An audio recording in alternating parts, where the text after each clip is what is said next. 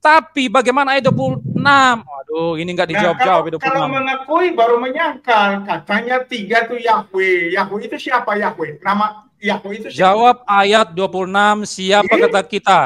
Saya pakai bahasa Manado lagi. Siapa kata kita di dalam teks itu? Iya, itulah Yesus. Sudah mengerti. Itulah Yesus. Jadi Yesus ngajak siapa? Yesus ngajak siapa? Yesus ajak kepada itu kumpulan ilahinya itu di situ. Astagfirullah. Jadi malaikat ya, malaikat. Berarti Anda mengkonfirmasi malaikat itu ya? Iya kan, hanya basa-basi. Hanya basa-basi. Basa-basi. Oke, malaikat ya. Oke. Stop, saya bicara lagi dulu. Jangan, saya bicara lagi dulu dong, baru Anda ganti. Kalau itu sidang ilahi, itu malaikat, ingat baik-baik. Gramatika Ibrani menghancurkan posisi itu. Anda katanya jago gramatika.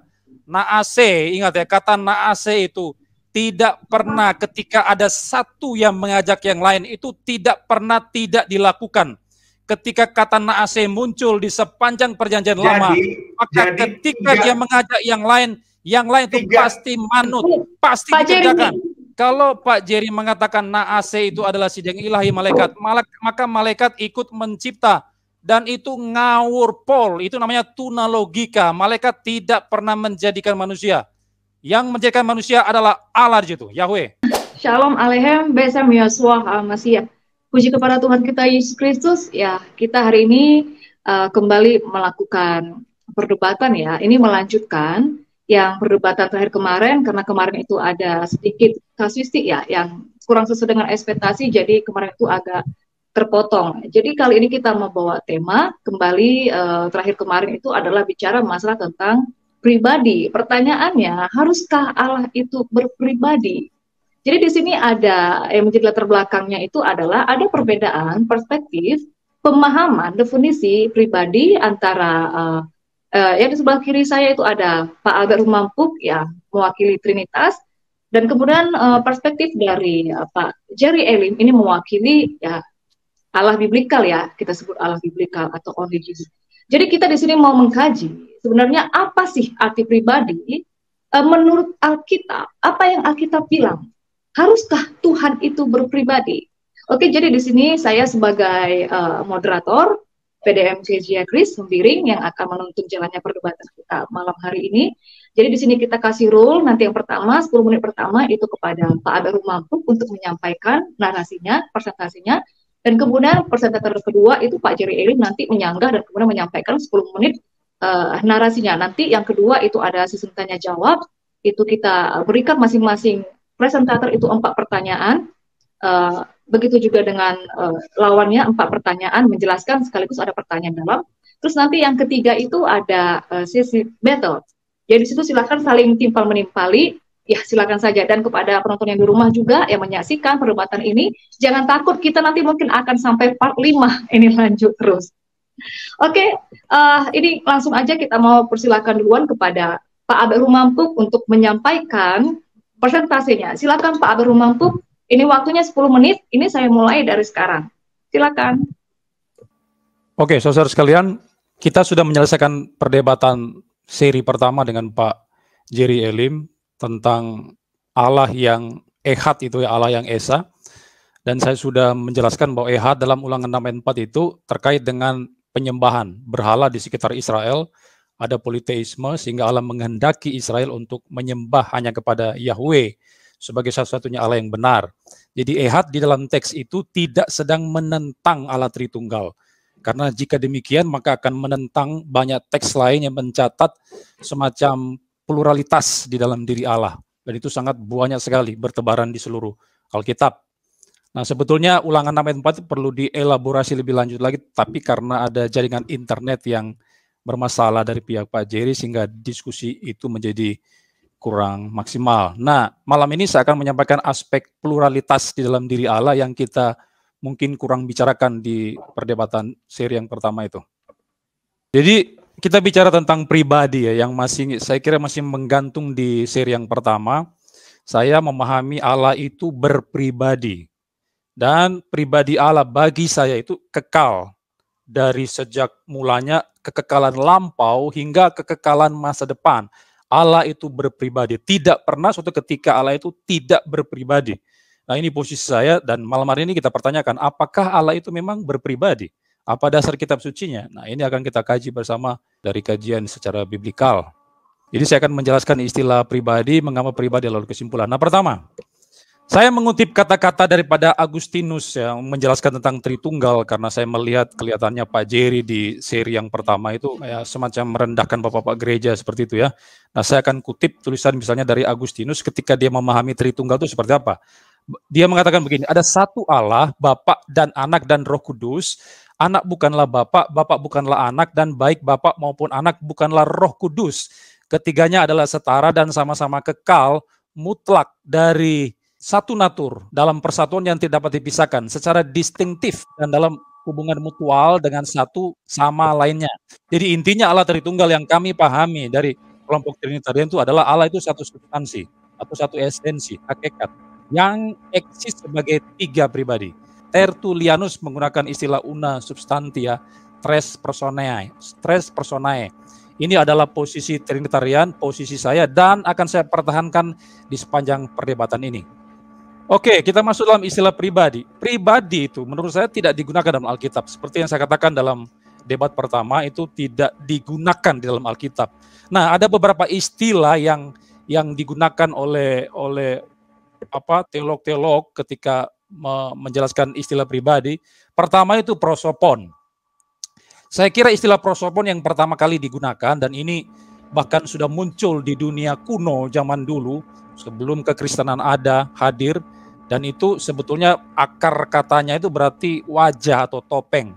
Kalau zaman dulu itu ada semacam pertunjukan atau drama, lalu aktornya itu menggunakan topeng yang mewakili karakteristik pribadi-pribadi tertentu. Nah, itu prosopon. Arti secara harfiah literalnya itu adalah topeng atau wajah, semacam tampilan luarnya.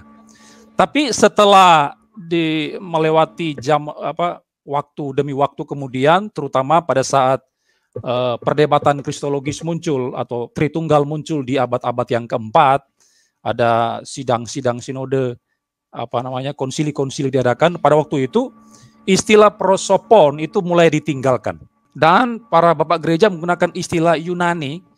Prosopon Yunani juga, nah, tapi mereka mengganti dengan istilah Yunani yang lain yang disebut sebagai hipostasis atau personae yang dibilang oleh Tertullianus, dan yang diindonesiakan sebagai pribadi atau person dalam Inggris.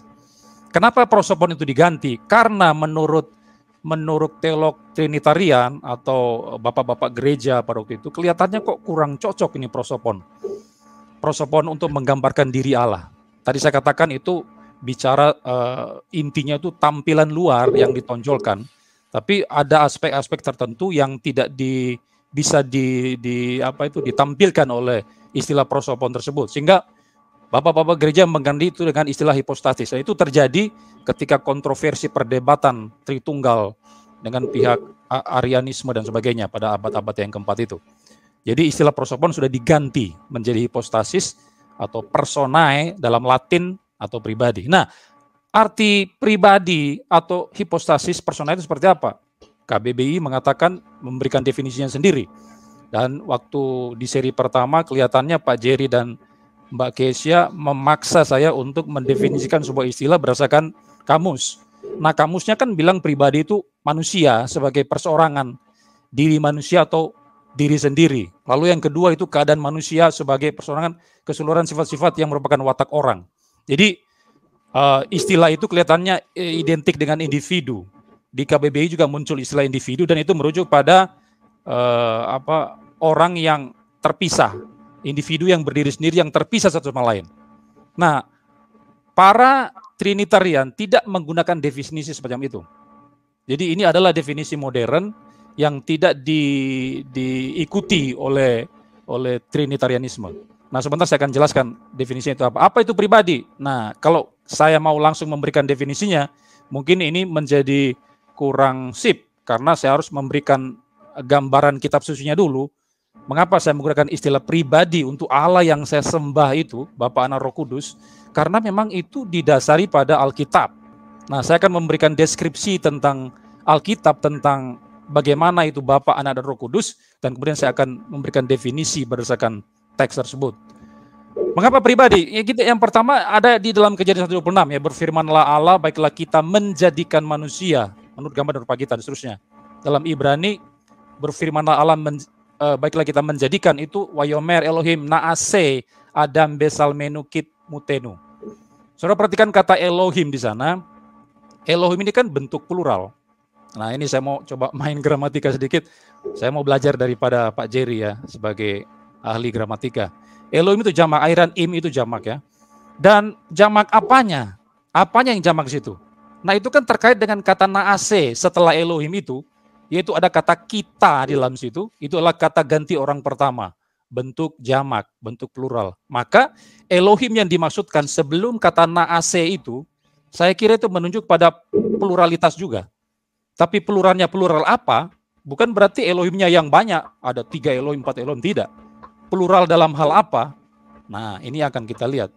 Itu yang pertama. Yang kedua, naase itu adalah kata kerja koortatif. Jadi sebuah kalimat ajakan untuk bertindak atau mengerjakan sesuatu. Jadi ada yang satu mengajak yang lain untuk melakukan sesuatu, untuk bertindak, mengerjakan sesuatu. Apa itu yang dikerjakan? Mencipta manusia. Ayo. Jadi kalau kita terjemahkan lebih bagus lagi, marilah kita menjadikan atau marilah kita mencipta manusia. Jadi ajakan, ayo mari kita ciptakan manusia. Itu arti kata naase di situ. Koortatif merupakan sebuah kalimat ajakan dari yang satu 9 menit ya kepada Pak yang Abad. lain.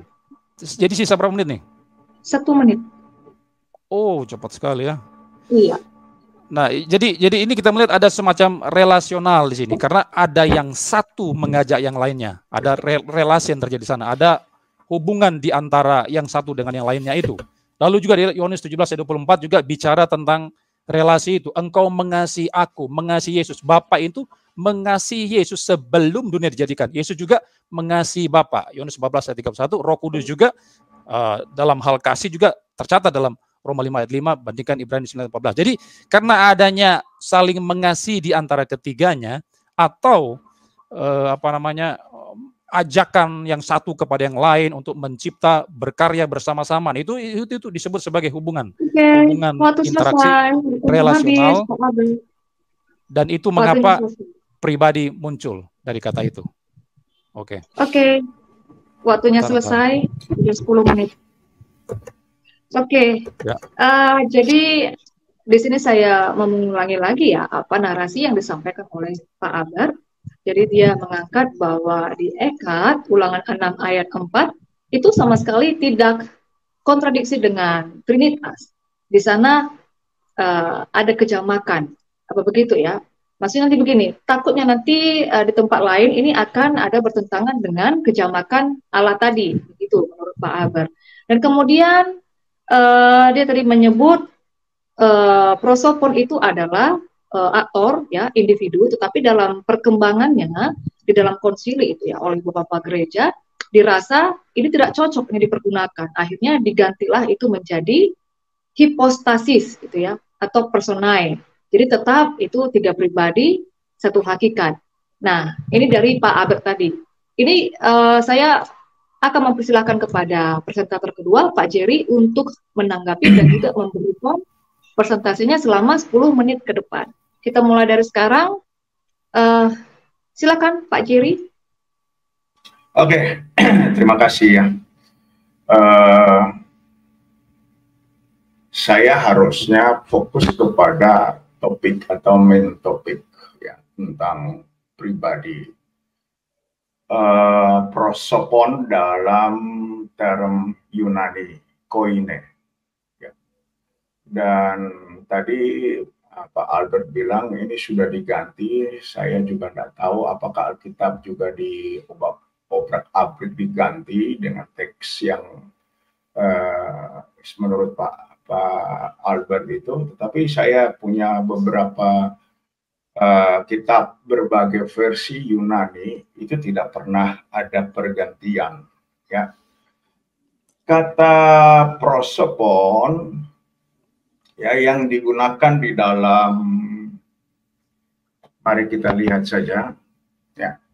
Coba dibuka di, saya minta tolong kalau bisa, Kolose pasal 2 ayat 1. Kolose pasal 2 ayat 1. Ya. Oke.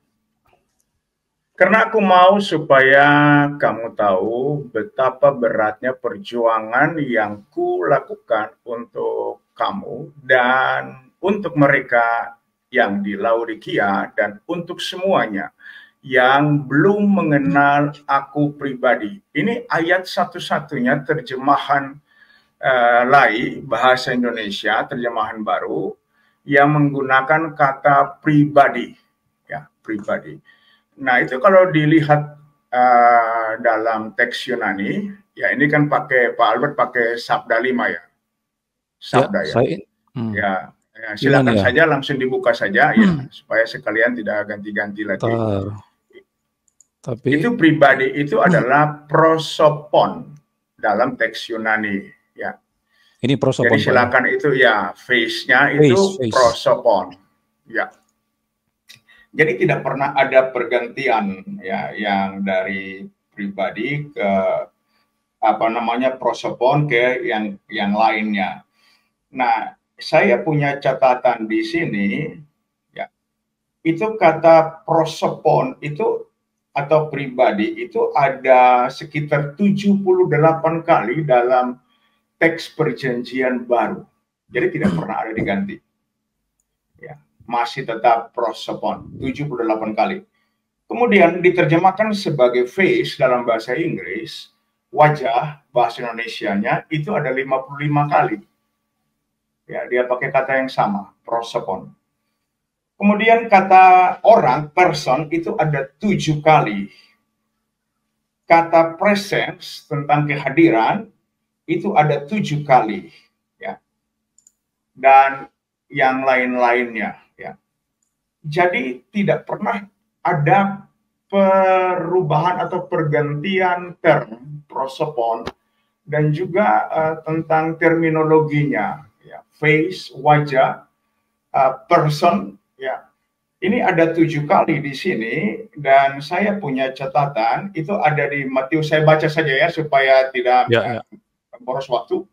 Ada Matius 22 ayat 16, Matius 12 ayat 14, Lukas 20 ayat 21, 2 Korintus 1 ayat 11, 2 Korintus 2 ayat 10, Galatia 6 ayat 7, Yudas 1 ayat 16. Nah, sebenarnya apa sih arti prosopon? Ya, ini memang artinya wajah atau tampil physically yang kelihatan, pribadi dalam versi terjemahan yang lain, pribadi, person. Ya. Nah, sekarang mari kita lihat apa yang dikatakan oleh Yesus. Ya. Coba yang tadi tampilannya yang saya kirim itu Pak Albert, tolong dilihat Yohanes pasal 14. Ya. Jadi ditulis itu, kata Yesus kepadanya, akulah jalan dan kebenaran dan hidup. Tidak ada seorang pun yang dapat datang kepadaku. Tidak ada seorang pun yang datang kepada Bapa kalau tidak melalui aku. Nah, ayat selanjutnya, mari kita lihat. Ini ada rentetan ceritanya, narasinya. Sekiranya kamu mengenal aku, pasti kamu juga mengenal Bapakku. Sekarang ini kamu mengenal dia dan kamu telah melihat dia. Nah, ini yang perlu kita perhatikan di sini, ada kata melihat dia. Ya. To know, ya. Jadi know, tahu, dan melihat, have seen, itu dia pakai bentuknya perfect indikatif aktif, ya. Perfect indikatif, ya. Kata indikatif itu berarti dia menunjukkan sesuatu yang faktual, yang sesuai dengan apa yang dikatakan, ya. Faktual. Ya. Di lapangannya seperti itu, lihat, ya. Kamu telah melihat. Ini dia pakai kata horao. Barang siapa telah melihat aku, dia telah melihat Bapa, ya. Ya. Jadi mari kita coba lihat ayat 9. Tuhan tunjukkanlah Bapa itu kepada kami, itu sudah cukup, ya. Ayat yang ke-9, ya maaf, ayat 9, kata Yesus kepadanya, telah sekian lama aku bersama-sama kamu, Filipus, namun engkau tidak mengenal aku. Barang siapa telah melihat aku, ini diulangi, ia telah melihat Bapa. Bagaimanakah kamu berkata, tunjukkanlah Bapa itu kepada kami. Nah, mari kita gunakan penalaran linear yang sederhana, praktis, sehingga mudah dimengerti. Ketika Yesus mengatakan, sudah sekian lama kamu bersama-sama dengan aku, ya, Filipus, tetapi kamu tidak mengenal aku. Ya. Barang siapa telah melihat aku, horau, secara faktual, indikatif, tensisnya, ia telah melihat Bapa. Apakah Yesus sedang bergurau? Nah, kalau melihat aku, berarti melihat pribadi aku. Itu nalar linearnya. Ya. Melihat wajahku, melihat pribadiku, melihat prosopon. Ya. Sudah, kalau Filipus sudah melihat Yesus, prosopon, pribadi, dia sama saja dengan telah melihat Bapa. Bapa ini adalah suatu predikat. Ya. Bapa bukan nama diri. Bapa adalah generic term atau common noun dalam istilah tensisnya. Ya. Jadi, Yesus sekali lagi menegaskan bahwa kalau engkau sudah melihat aku, ya, engkau sudah melihat Bapa. Bagaimana engkau berkata, tunjukkan Bapa itu kepada kami. Ya. Jadi secara tidak langsung Yesus mau memberikan klarifikasi secara terang benderang kepada Filipus dan murid-murid yang lain, teman-teman Filipus, bahwa Bapa itu adalah dia sendiri, karena Bapa itu adalah predikat. Ya. Itu hanya sebutan, bukan pribadi, bukan pribadi. Sekali lagi, Bapa bukan pribadi. Bapa adalah sebutan yang ditujukan kepada pribadi. 9 menit berjalan, Pak Jerry, 1 menit lagi. Oke. Jadi prosopon pribadi itu menunjukkan kepada diri orang yang berkata, ya. Makanya saya sering ungkapkan begini. Yang ada itu belum tentu berpribadi, tapi pribadi pasti berada. Angin, kursi, yang benda mati, dan semua benda yang kita lihat itu ada, tetapi bukan pribadi. Yesus adalah pribadi yang berada, dan satu-satunya pribadi dari kekal sampai kekal. Dia berkata, ego eimi, akulah dia, dialah sang prosopon satu-satunya. Oke, silakan. Iya, biar saya ulangin lagi ya, apa yang dinarasikan oleh Pak Jerry barusan. Jadi dari presentator kita yang kedua, Pak Jerry, bilang, kalau di kitab versi Yunani ya, itu tidak pernah ada pergantian. Jadi itu tetap saja ya. Diulangi kembali, itu pengertian prosopon, itu ada face, itu sebanyak 55 kali, ada orang, itu sebanyak 7 kali, presence, kehadiran, itu sebanyak 7 kali, dan tidak pernah ada perubahan. Dan kemudian prosopon ini adalah tampilan fisik yang kelihatan. Jadi pada saat Yesus mengatakan, kalau kau sudah melihat aku, kau melihat Bapa, berarti di situ melihat wajah Yesus, melihat pribadi Yesus. Jadi prosopon itu artinya adalah menunjuk kepada diri yang berkata itu. Nah, itu dari Pak Jerry Elim. Ini kita masuk ke dalam sesi kedua ya. Jadi di sini Pak Albert, nanti saya berikan waktu 5 menit. Ini ada 4 kali ya. Jadi Pak Albert saya kasih waktu 5 menit untuk menyanggah atau memberikan narasinya. Kemudian nanti dimasukkan satu pertanyaan kepada Pak Jerry. Nanti kemudian ganti lagi dengan Pak Jerry. Oke, ini saya mulai waktunya. Silakan Pak Albert kasih narasinya dan kemudian nanti kasihkan satu pertanyaan. Kita mulai dari sekarang 5 menit ke depan. Ya, bentar saya dulu. Oke. Ya, silakan. Ya. Oke, ya. Tadi yang saya katakan mengenai prosopon itu mengalami perubahan bukan di dalam konteks yang di Alkitab kemudian dibuang oleh para penyalin kitab suci berikutnya atau terjemahan berikutnya, terjadi revisi oleh Alkitab, kemudian yang tadinya ada kata Yunani prosopon, lalu kemudian dibuang, itu diganti dengan hipostasis. Tidak begitu. Maksud saya, penggunaan itu terkait dengan perdebatan kristologis atau Tritunggal yang terjadi pada abad keempat itu. Jadi mereka mengganti prosopon menjadi hipostasis atau personae, bukan dalam pengertian merubah di Alkitab, tidak. Mereka menggunakan istilah itu untuk menjelaskan pribadi-pribadi ilahi, Bapa dan Roh Kudus. Nah, tadi Pak Jerry sudah bilang bahwa itu artinya wajah atau tampilan itu ya. Itu cocok memang. Secara literal, prosopon itu memang seperti itu. Kalau saya baca di sebuah literatur, prosopon itu berarti muka atau hadapan atau kehadiran atau rupa atau permukaan. Jadi itu intinya tampilan luar yang ditunjukkan. Nah, Pak Jerry mengutip Kolose tadi, Kolose pasal 2 ayat 1, kata pribadi muncul di sana, ya betul. Terjemahan lain bukan hanya muncul satu kali, tapi ada 3 kali muncul kata pribadi. Selain Kolose 2 ayat 1, juga muncul 2 Raja-Raja 25-19, lalu Yeremia 52 ayat 25, itu kata pribadi muncul di sana. Nah, khusus dalam Kolose 2 ayat 1, kata pribadi di situ bukan di dalam konteks seperti yang kita pahami individu yang berdiri sendiri atau mempunyai rasio kejar dan sebagainya. Tapi itu kata pribadi dalam Kolose itu berarti dekat, bukan dalam pengertian yang secara mendasar dalam pribadi itu sendiri. Jadi istilah pribadi itu dalam pengertian, kalau dalam 2 Raja-Raja 25-19, Yeremia 52-25 itu pengertiannya pelayanan yang dekat, pelayanan khusus bagi raja. Kurang lebih sama dengan Kolose pasal 2 ayat 1, itu berarti mengenal lebih dekat, mengenal atau mengetahui perjuangan Paulus yang luar biasa. Jadi kata-kata dan semuanya, dan untuk semuanya yang belum mengenal aku pribadi dalam Kolose 2 ayat 1, secara harfiah itu diterjemahkan dan semua yang tidak pernah melihat mukaku secara jasmani.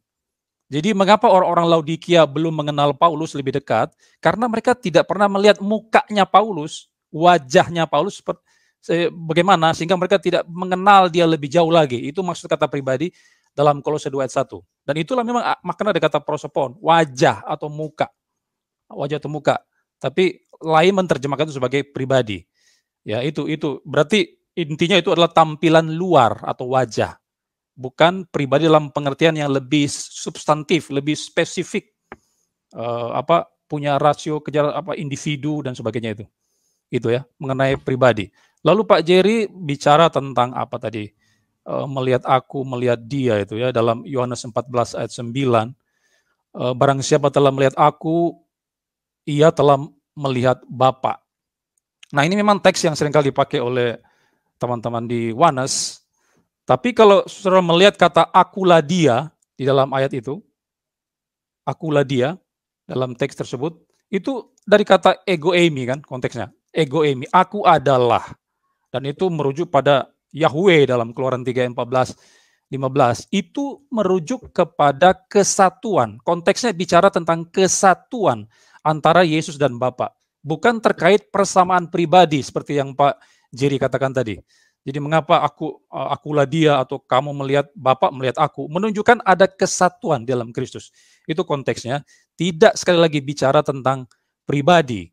Jadi kata-kata barang siapa telah melihat aku, ia telah melihat Bapa, kalau diartikan secara literal, harfiah itu menentang banyak ayat lain yang membedakan antara Bapa dan Yesus.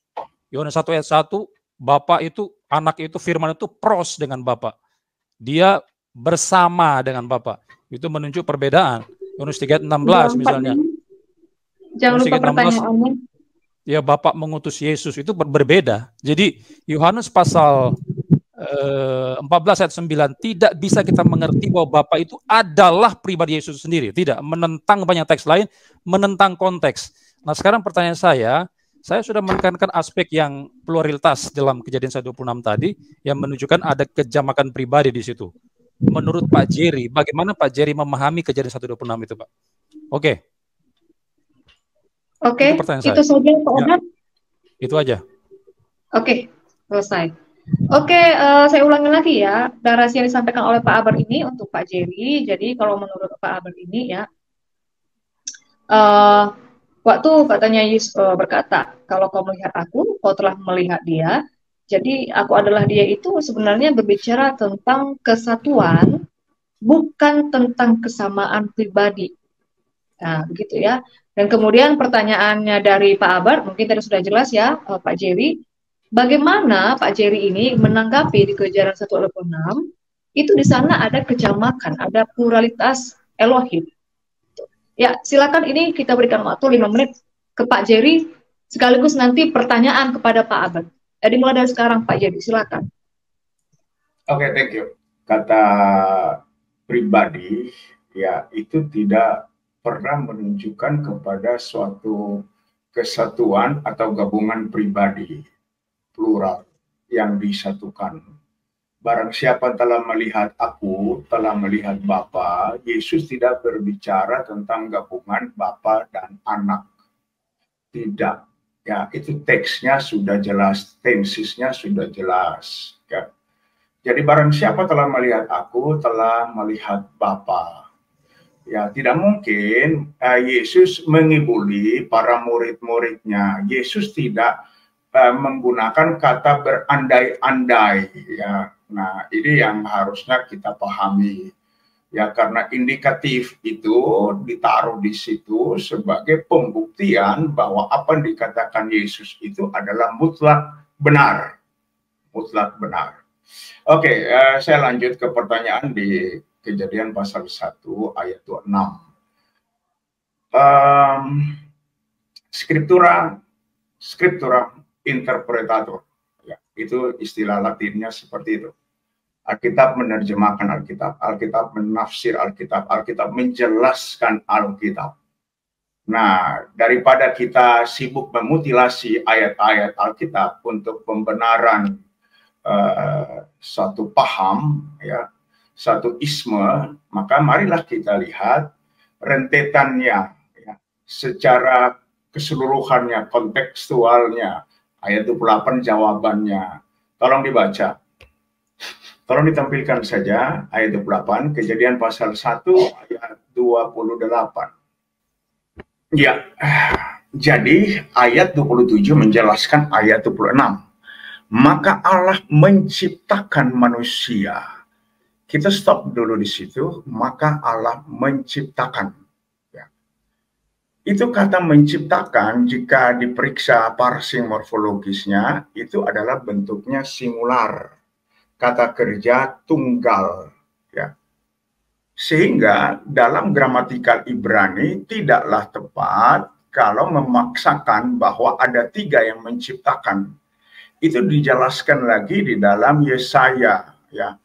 Yesaya 44 ayat 25, maka aku sendiri tidak ada yang menemani aku. Aku sendiri, itu klaim yang sangat tegas, aku sendiri. Bukan aku bersama-sama, bukan kami bertiga. Ya. Di dalam Wahyu pasal 4 ayat ke-11, ya tolong ditampilkan dulu supaya kita mau menegaskan atau bentuk klarifikasinya bahwa tidak ada orang oknum, 3 oknum bekerja bersama-sama seperti yang dipahami dalam teologi Trinitas atau doktrin Trinitas. Ya Tuhan dan Allah kami, Engkau layak menerima puji-pujian dan hormat dan kuasa, sebab Engkau ya telah menciptakan segala sesuatu, dan oleh karena kehendak-Mu, bukan kehendak mereka. Semuanya itu ada dan diciptakan. Nah, sudah ini 4 menit Pak Joni. Jangan lupa pertanyaannya.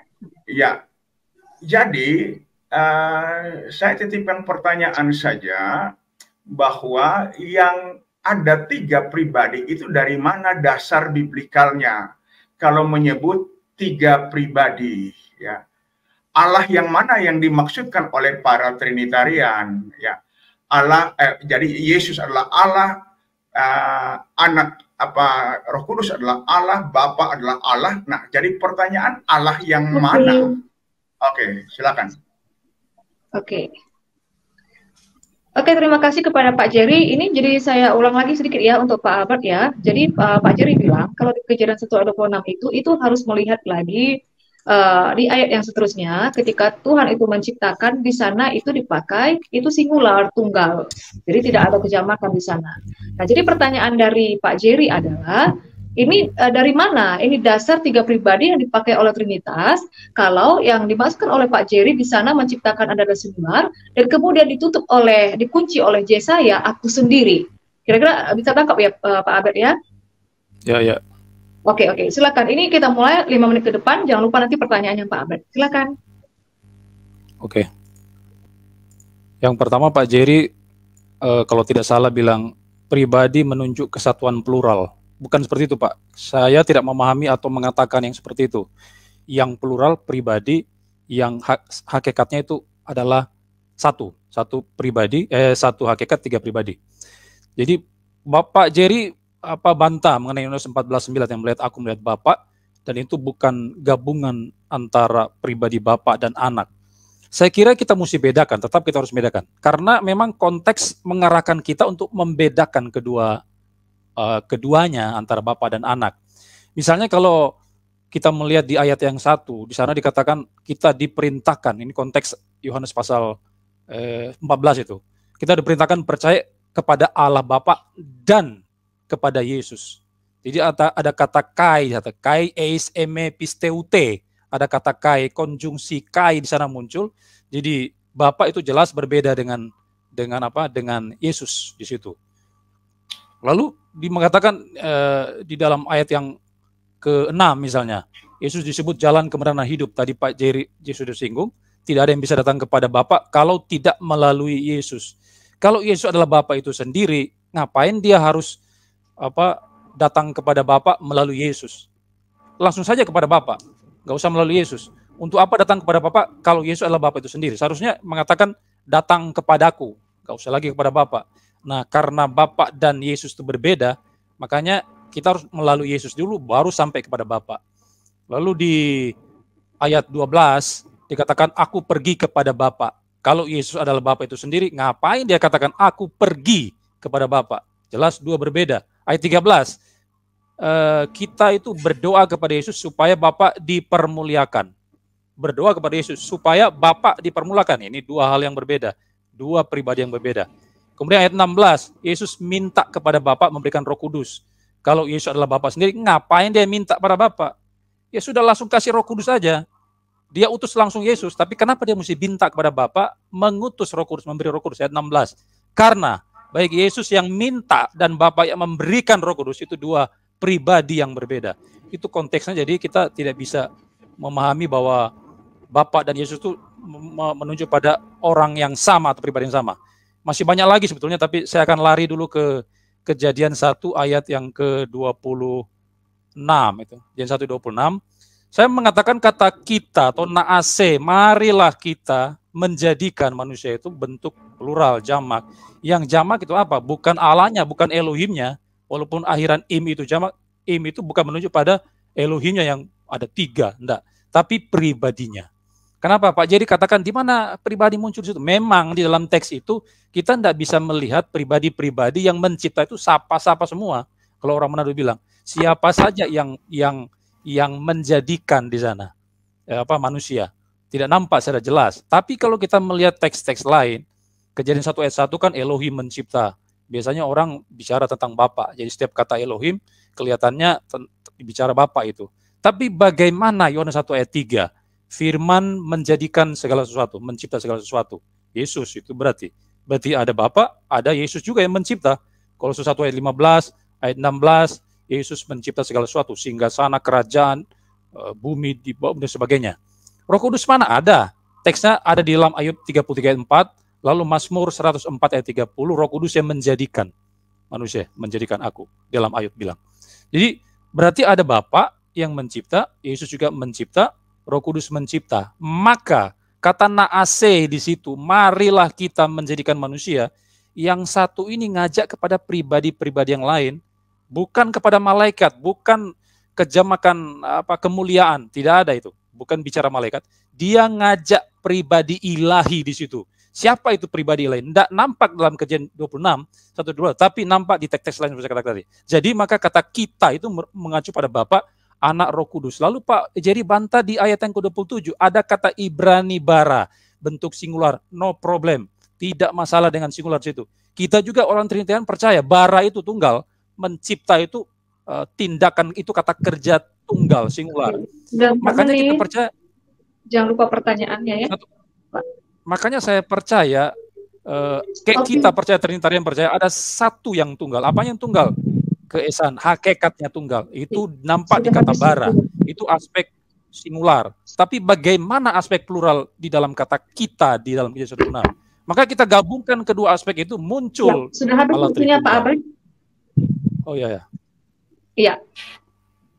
Oke, jadi ini saya jelaskan sekali lagi ya, supaya bisa Pak Jerry mengambil poin-poinnya. Jadi menurut Pak Albert yang saya tangkap tadi ya, dia memberikan beberapa contoh ayat. Misalnya ya Yesus meminta kepada Bapa, kemudian ada kata dan ada kai, berarti menunjukkan pribadi yang berbeda. Terus tidak ada yang bisa datang kepada Bapa kalau tidak melalui aku, tidak melalui Yesus. Kalau memang Yesus adalah Bapa itu sendiri, ya kenapa hanya bilang kepada Bapa, kenapa nggak bilang melalui aku saja, gitu. Dan kemudian ini Pak Albert menuntut di Kejadian 1 ayat 26, dia tetap kekeh bahwa di sana itu ada kejamakan pribadi. Ya di sana itu ada pribadi satu itu mengajak kepada pribadi yang lainnya. Ketika tadi Pak Jerry bertanya, itu siapa-siapa mencipta di sana, Pak Albert bilang di sana tidak nampak siapa saja, tapi nanti itu di ayat yang lainnya. Nah pertanyaan dari Pak Albert ini adalah, bagaimana ini Pak Jerry menanggapi kejamakan apa sih yang ada di Kejadian 1 ayat 26? Kalau dari Pak Albert tadi dia kekeh itu kejamakan pribadi, bukan kejamakan kemuliaan, plural majesty gitu ya. Oke, sudah bisa dapat ya Pak Jerry. Kira-kira ini bagaimana tanggapannya? Jangan lupa nanti pertanyaannya. Kita mulai 5 menit ke depan. Silakan Pak Jerry. Oke, terima kasih. Ya, jadi walaupun tidak bisa dibuktikan, tetapi kekeh, ya tidak ada masalah lah ya. Biarlah beliau dengan pendapatnya sendiri, tetap walaupun tidak logis ya, ini diada-adakan. Ya, oke, mari kita lihat penegasannya. Sekali lagi, saya tetap berprinsip pada scriptura interpretatum. Biarlah Alkitab yang menjelaskan Alkitab. Nah, sekarang gimana kita memahami Kejadian pasal 1 yang pakai Allah jamak? Itu dijelaskan pada Kejadian pasal 2 ayat 4 dan seterusnya. Itu Tuhan Allah ya. Kemudian mari kita periksa, tolong dibukakan Yesaya 45 ayat 18. Ya. Itu kan dia katakan bahwa sebab beginilah firman Tuhan Yahweh ya dalam teks aslinya Yod-He-Vav-He yang menciptakan langit, dialah Allah. Jadi ini suatu bentuk penegasan. Yang disebut Elohim itu Tuhan, dialah Allah. Ya, tolong ditampilkan dulu yang interlinearnya supaya bisa baca langsung. Ini interlinear dengan King James ini deh. 18 God, dialah Allah. Ini klik di God di sini kan Elohim. Ini God ini ya, 430 ini Elohim. Jadi Alkitab sendiri menegaskan bahwa yang Elohim itu adalah Yahweh atau Tuhan atau Lord dalam bahasa Inggrisnya ya. Yahweh itulah Elohim. Kemudian perhatikan kembali ke bahasa Indonesia dulu supaya semuanya bisa baca. Ya. Jadi aku ya, jadi sebab beginilah firman Tuhan Allah yang menciptakan langit, itu dia pakai bara. Tuhan yang menciptakan. Tolong dilihat kata baranya itu. Tuhan itu singular. Bara maksudnya menciptakan itu singular. Ya. Lord the created. Coba kliknya Pak di 1, 2, 5, 4. Udah muncul nih, bara. Bara, oke, ya. Jadi dia tunggal, dia bara. Ini sepadan, ya, bentuknya tunggal, kemudian menciptakannya juga tunggal, ya. Dia sendiri yang membentuk bumi dan dia sendiri yang membangunnya, ya. Dia menciptakan bukan untuk menjadi kosong, tetapi dia membentuknya, ya.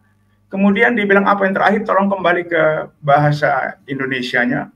Ini penegasannya atau klarifikasinya. Ya. Iya, sudah 4 menit ya Pak Jerry. Akulah Tuhan dan tidak ada yang lain. Ada banyak teks terjemahan yang mengatakan Tuhanlah Elohim, Yahweh lah Elohim. Ya. Jadi kejamakan atau plural of majesty yang disebut dalam dunia teologi itu ditujukan kepada YHWH, Yod-He-Vav-He. Dan dia mengatakan akulah dia, ya, akulah dia. Itu menunjuk kepada Yesus. Yesus datang, dia mengatakan ego eimi. Itu bentuk tensisnya, itu aku ada. Dalam bentuk kata kerja imperfect. Dia ada kapan? Dia ada dari kekal sampai kekal dan itu bentuknya singular. Ya, Tuhan Yesus memberkati. Oke, waktunya habis. Ini pertanyaan dari Pak Jerry belum ada kepada Pak Albert. Pertanyaannya apa?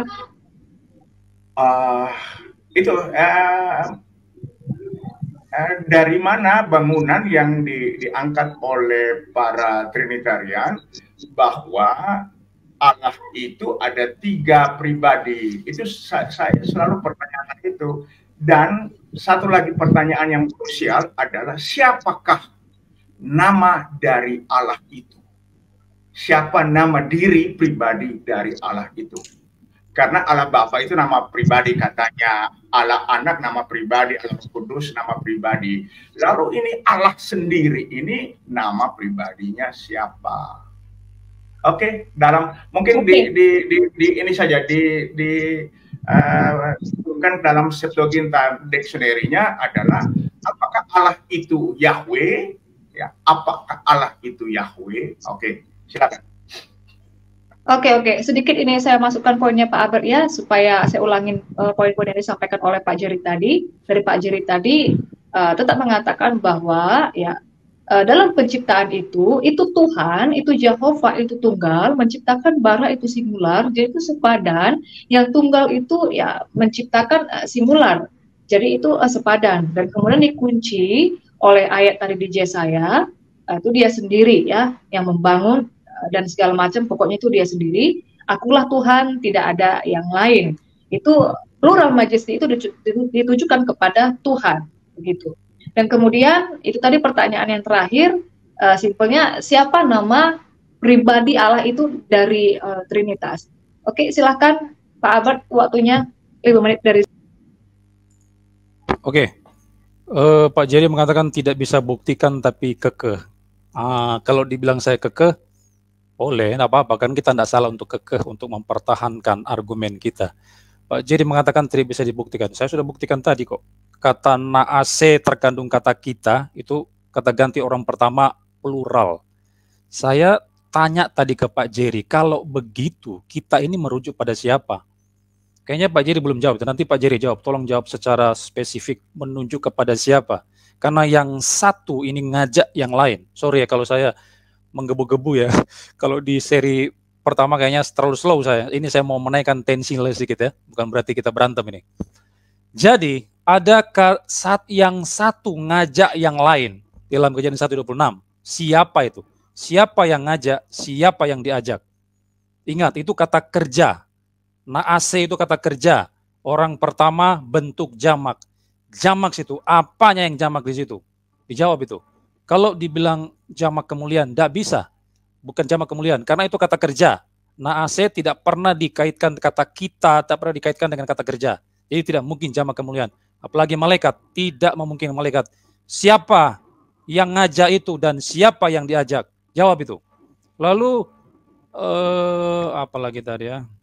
Yesaya 45:18, Yesaya 44:24, Yahweh seorang diri mencipta, tidak masalah. Kami Trinitarian, tidak ada problem dengan mengatakan Alkitab mencatat hanya ada satu pencipta, Yahweh seorang diri. Kenapa? Karena Tritunggal itu terdiri atas dua inti yang mau dipersoalkan, yaitu Allah itu satu, esa secara hakikat, tetapi dalam tiga pribadi. Maka ketika dikatakan Yahweh seorang diri mencipta, tidak masalah. Memang cuma Yahweh cuma satu kok. Yesus adalah Yahweh, Bapa adalah Yahweh, Roh Kudus adalah Yahweh. Yang mencipta cuma satu Yahweh, karena orang Trinitarian percaya cuma ada satu Allah, cuma ada satu Yahweh. Tapi jadi aspek singular itu dipercaya oleh orang Tritunggal. Tidak masalah. Kalau Pak Jerry mau memberikan 1000 ayat yang bicara tentang aspek ketunggalan Allah, tidak masalah. Kita semua terima 1000 ayat itu. Tapi bagaimana dengan 1000 teks tentang pluralitas dalam diri Allah? Salah satu contoh, Kejadian 1:26. Siapa kata kita di situ? Jawab itu. Lalu Pak Jerry kembali singgung di ayat 27 ada kata singular bara di situ dalam Ibrani, menciptakan. Tidak masalah, kita terima itu. Kata kerja bentuk tunggal, kata bara di ayat 27 itu tidak masalah. Itu justru itu membuktikan Tritunggal benar. Kenapa? Karena Tritunggal tidak hanya percaya pada kejamakan di ayat yang 26, tapi juga ketunggalan, bara di ayat 27. Jadi Tritunggal mengambil semua bagian teks tersebut, muncullah doktrin Tritunggal. Tapi kelompok Oneness, Jesus Only, hanya ngambil ayat 27-nya, kata bara tunggal di situ singular, tapi mengabaikan ayat 26. Nah ini orang-orang Jesus Only itu tidak komprehensif dalam memahami Alkitab. Cuma ngambil teks-teks tertentu yang cocok dengan pahamnya, tapi mengabaikan teks-teks yang tidak cocok dengan apa yang dia pahami. Tapi kalau kita orang Tritunggal, ngambil bukan hanya ketunggalan Allah di ayat 27, tapi juga kejamakan di ayat 26. Jadi tidak ada masalah. Jadi itu yang saya tekankan di situ. Lalu Pak Jerry bicara apa? Siapa nama Allah? Nama Allah sudah saya bilang di dalam perdebatan seri pertama. Mungkin Pak Jerry belum dengar karena signal jaringan dan sebagainya. Tapi saya sudah bilang kok ke Pak Jerry. Nama Allah di dalam dalam Kejadian ketika Allah perkenalkan kepada Musa itu adalah YHWH. 4 huruf mati tetragrammaton. Itu nama diriku, sebutanku turun-temurun, kata Yahweh bilang. Jadi nama Allah itu Yahweh. Bapa itu namanya siapa? Yahweh. Anak namanya siapa? Yahweh. Roh Kudus apa namanya? Yahweh. Tapi tidak ada 3 Yahweh karena Ulangan 6 ayat 4 yang sudah kita perdebatkan di seri pertama menunjukkan Yahweh itu ehad. Elohim Yahweh itu ehad. Jadi tidak ada 3 Yahweh. Tapi Alkitab juga mendeskripsikan Bapa Yahweh, Anak Yahweh, Roh Kudus Yahweh. Lalu apa yang jamaknya? Bukan Yahweh yang jamak, pribadinya yang jamak. Salah satu teks yang tadi itu, Kejadian 1:26. Jadi Pak Jerry jawab, siapa kata kita yang muncul dalam 1 ayat 26 itu Pak? Oke, demikian aja. Oke. Selesai Pak Abad? Masih ada waktu 1 menit lagi? Selesai aja ya. Saya matikan dulu ya. Oke, jadi di sini ini terakhir ya untuk kepada Pak Jerry. Nanti kita masuk ke dalam session yang ketiga itu battle ya. Nanti saya akan sedikit tuntun masalah battle ini. Jadi di sini Pak Abad itu tetap kekeh untuk bertanya ya. Tadi dia sudah kasih poin. Dia setuju bahwa Yahweh itu, Jehovah itu sendiri. Tetapi di dalamnya itu ada 3 pribadi. Nah, begitu. Nah, dia tetap bertanya, jadi kata kita di dalam Kejadian 1 ayat 26 itu siapa yang mengajak, siapa yang diajak, dan kemudian itu apanya yang jamak. Mungkin di sini Pak Jerry bisa memberikan sedikit jawaban yang spesifik, karena mungkin merasa belum puas Pak Albert ini, begitu ya. Oke, silakan Pak Jerry langsung aja ya, 5 menit dari sekarang. Setelah itu tidak usah ada pertanyaan, masuk ke battle. Oke, ya. Jadi makanya itu saya perlu kita memperhatikan teksnya, karena yang disebut Allah menciptakan bukan Tuhan huruf besar atau Yahweh menciptakan dalam konteksnya Kejadian 1 ayat 26. Jadi janganlah kita menganggap bahwa itu Yahweh lagi. Nah, kalau semuanya Yahweh berarti tidak ada Trinitas. Itu simple saja, simple. Kemudian gini, mengatakan bahwa Bapa itu namanya Yahweh, ya. Yesus itu Yahweh lah. Ini kan anak itu namanya Yesus, lalu Yesus itu namanya Yahweh. Ini kan jadi overlapping, tumpang tindih, tidak keru-keruan gitu. gitu. Roh Kudus namanya Yahweh. Ini sangat rame ini. Kan Roh Kudus punya pribadi sendiri. Kalau punya pribadi sendiri, lalu namanya Yahweh juga, ya ini apa ya, masuk di akal atau apa ya. Dan begini, kemudian yang menciptakan, kalau Pak Albert bilang bahwa itu Tuhan Bapa yang menciptakan. Nah, bagaimana dengan kejadian Yohanes pasal 1 ayat 3, kemudian Wahyu pasal 4 ayat 11, karena itu ditujukan kepada Sang Firman atau Hologos, atau yang kita kenal Yesus. Ya, dia yang menciptakan. Nah, apakah memang Trinitas ini mengakui atau apa ya? Saya juga bingung ya. Ini mengimani bahwa ada dua pencipta. Jadi Bapa yang dipanggil Yahweh oleh orang Yahudi menciptakan, kemudian Yesus dia juga menciptakan. Nah, bagaimana kita bisa menyangkali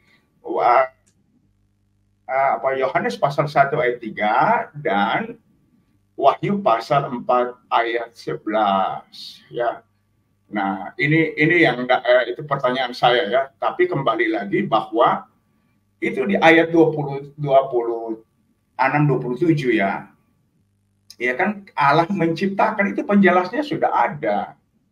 Ya, jadi kita belum jawab, kita jawab sesuai Alkitab. Ya, kita tidak ngarang gitu. Nah, kenapa Alkitab akhirnya di Kejadian pasal 2 itu terus menerus Tuhan menciptakan, Tuhan Yahweh menciptakan. Jadi Elohim ini adalah sematan, term. Elohim ini hanya sematan. Ya, gitu. Karena ada juga yang El, Yahweh disebut juga El. Ada El Olam, Eloah, El Gibor, ya. Ini sematan.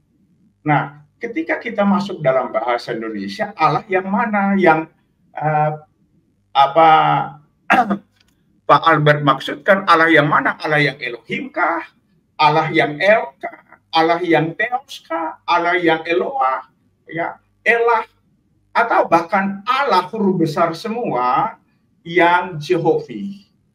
Ini terjemahan lain, ini sangat ambivalensi dan ambigu. Ya. Ini sangat menyesatkan ketika kita mengatakan Allah yang mana. Ini perlu diklarifikasi.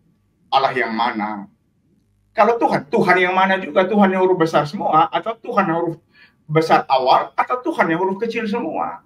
Ini jadi kebingungan teologis ya.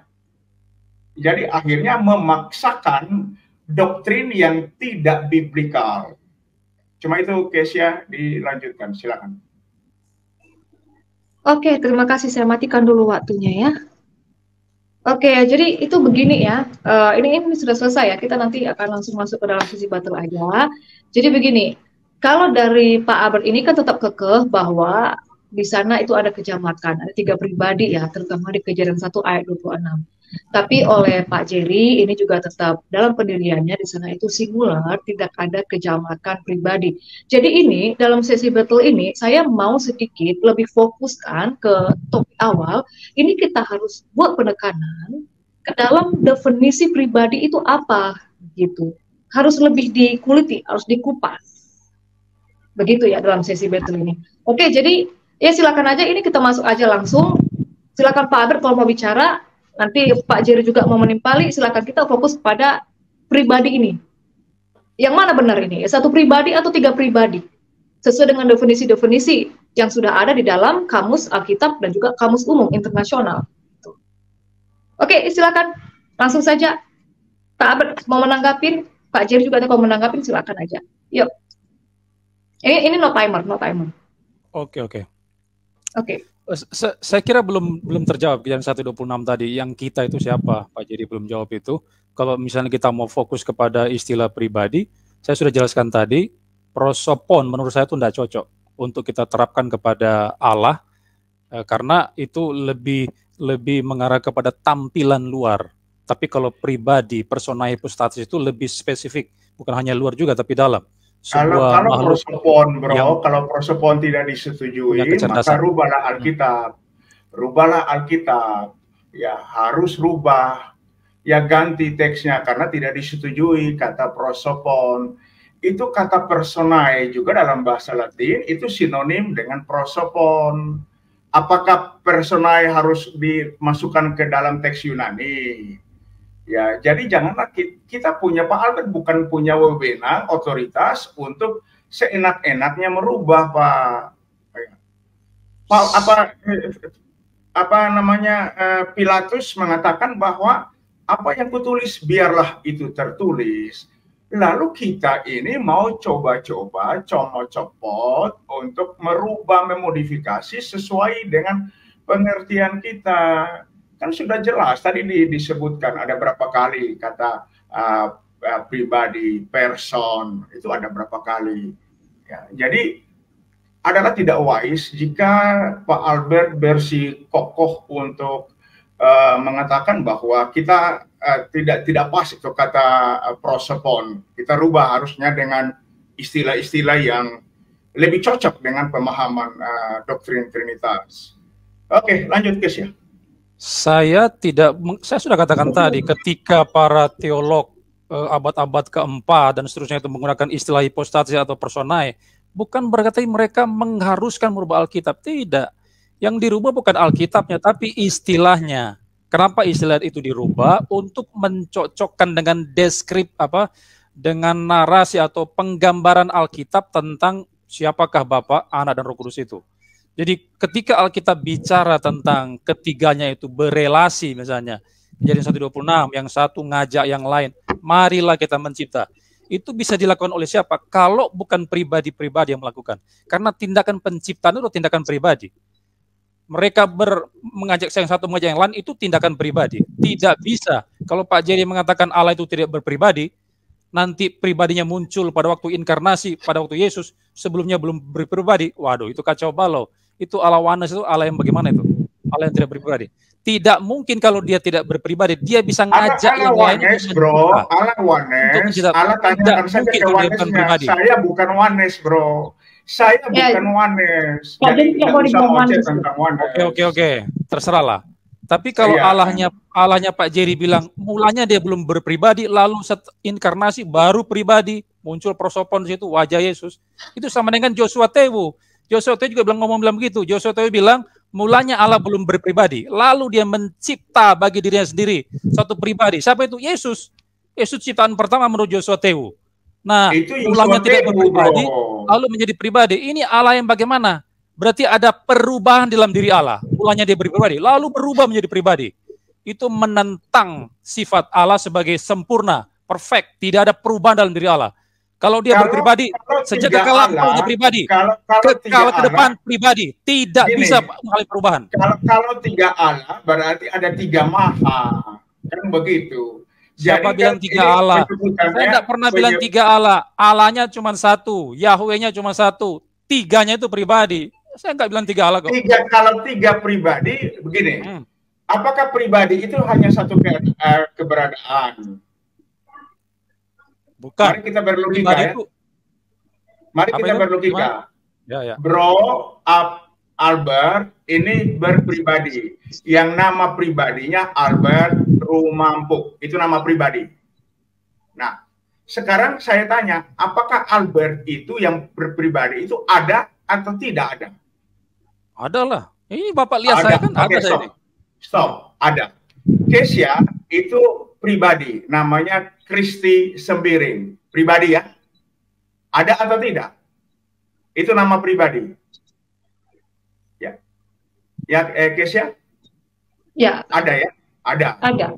Jerry nama pribadi. Dan Jerry itu ada. Bagaimana ada tiga pribadi yang memiliki nama pribadi lalu hanya satu ada. Ada itu belum tentu berpribadi. Kursi ada, meja ada, angin ada, api ada, tapi bukan pribadi. Yang pribadi pasti ada. anehnya di Trinitas katanya ada 3 pribadi tetapi satu ada. Ini tuna logika, ini gagal menalar. Ini yang saya sebut delu halu, fata morgana. Gimana ada pribadi 1, 2, 3 lalu yang keberadaan eksistensinya cuma satu. Mereka menggunakan kata substansi, apalagi itu Kesia? Hipostasis. Ya, hakikat. Ya, hakikat satu lagi tuh. Eksistensi. Bukan esensi. Esensi. Ya, substansi, esensi, substansi, hakikat. Ya. Gimana Allah punya hakikat? Hakikat Allah, Yahweh itu apa lagi? Hakikat itu inti, substansi itu inti. Semuanya ada pada melekat dengan sendirinya pada Yahweh, Tuhan pencipta. Lalu kalau Tuhan punya hakikatnya apa? Yesus itu adalah Tuhan. Menurut Trinitas juga mengakui Yesus adalah Tuhan. Allah, Roh Kudus adalah Tuhan.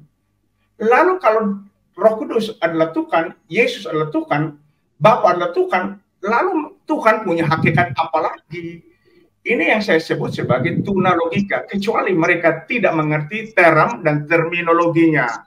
Esensi, hakikat, apalagi itu satu? Eksistensi. Bukan, satu lagi. Yang tadi, hakikat, esensi, hakikat, eksistensi, itu. Hipostasis, substansi. Substansi ini saya sering lupa ini. Substansi, eksistensi, hakikat. Bukan hakikat, substansi, esensi. Ya. Karena begini, di dalam Keluaran 3 ayat 14 itu yang ada menyala-nyala itu manifestnya di situ. Waktu Musa tanya, bagaimana dengan namamu? Dia mengatakan Eye Asher Eye. Nah, gramatikal tensis morfologisnya itu adalah kata kerja kal imperfect atau verb imperfect yang tidak bisa dibatasi karena dia adalah keberadaan yang hidup. Kata hayah itu hidup. Hayah itu bentuknya singular. Lalu bagaimana yang singular bisa dimutilasikan jadi 3 pribadi? Ini yang menurut saya illogical banget. Tuna logika. Oke, sudah. Kalau Pak Jerry mengatakan illogikal, tuna logika, berarti Pak Jerry mengatakan Alkitab itu tuna logika. Kenapa? Karena saya mendasari pada teks suci kok. 3 pribadi itu apa? Misalnya ada kejamakan Kejadian 1:26. Siapa yang jamak? Sampai sekarang Pak Jerry belum jawab siapa kata kita dalam teks tersebut. Yang satu ngajak yang lain. Siapa? Iya Tuhan. Kenapa? Berarti ada berapa Tuhan di situ? Ada berapa Tuhan di situ? Hanya satu, ya tapi kenapa bentuk plural? Kenapa dia ngajak yang lain? Jadi Tuhan ngajak siapa? Jawab. Tuhan ngajak siapa di situ? Tidak ada ajak siapa-siapa. Loh, itu kohortatif. Naase, Bapak katanya jago gramatika. Naase itu kohortatif. Kalimat ajakan. Baca lagi buku lah. Anda katakan jago gramatika siapa dulu. Itu naase itu kohortatif. Itu ajakan dari yang satu kepada yang lain. Lihat kalau Bapak bilang itu Tuhan, nah sekarang Tuhan ngajak siapa? Coba jawab. Tuhan ngajak siapa? Tuhan tidak ngajak siapa-siapa. Loh, itu kohortatif gimana sih? Tidak ngajak siapa? Itu kohortatif. Ngerti enggak kohortatif apa? Menjelaskan ayat. Jangan iya, Bapak ngerti enggak kohortatif apa kohortatif itu? Bro mengerti ayat menjelaskan ayat enggak? Kohortatif artinya apa? Jawab dulu itu. Kohortatif apa artinya?